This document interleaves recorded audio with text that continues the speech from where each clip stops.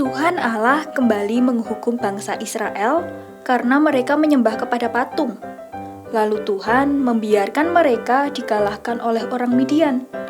Dan selama 7 tahun itu, orang Midian berkuasa atas orang Israel. Orang Israel berlindung di pegunungan.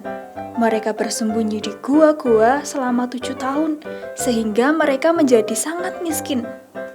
Lalu orang Israel berseru meminta pertolongan dari Tuhan Allah. Lalu, datanglah malaikat Tuhan dan menampakkan diri kepada Gideon dan duduk di bawah pohon tarbantin di Ofra. Malaikat Tuhan itu berkata kepada Gideon, "Gideon, selamatkanlah bangsamu. Tuhan Allah yang akan menyertai engkau." Dan Gideon meminta tanda dari Tuhan karena ia masih sangat muda. Ia takut untuk membawa bangsa Israel. Ia takut menyelamatkan bangsa Israel. Ketika Gideon membawa daging dan roti, tiba-tiba daging dan roti itu terbakar. Itu artinya bahwa Allah telah menerima persembahan dari Gideon itu. Setelah Allah memberikan berbagai tanda kepada Gideon, akhirnya Gideon percaya dengan janji penyertaan Allah. Kemudian Gideon menyiapkan 32.000 pasukan. Namun ternyata hanya ada 10.000 pasukan yang berani untuk berperang.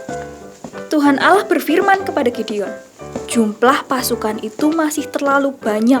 Aku akan membantu engkau untuk memilihkan pasukan mana yang akan engkau bawa untuk melawan orang Midian."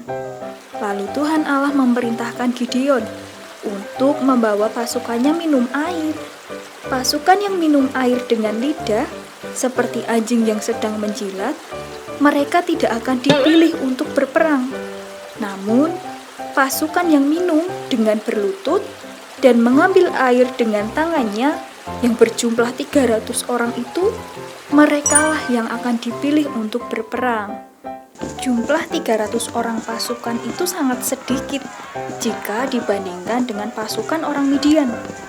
Namun, karena Tuhan Allah menyertai Gideon dan pasukannya, mereka berhasil mengalahkan bangsa Midian.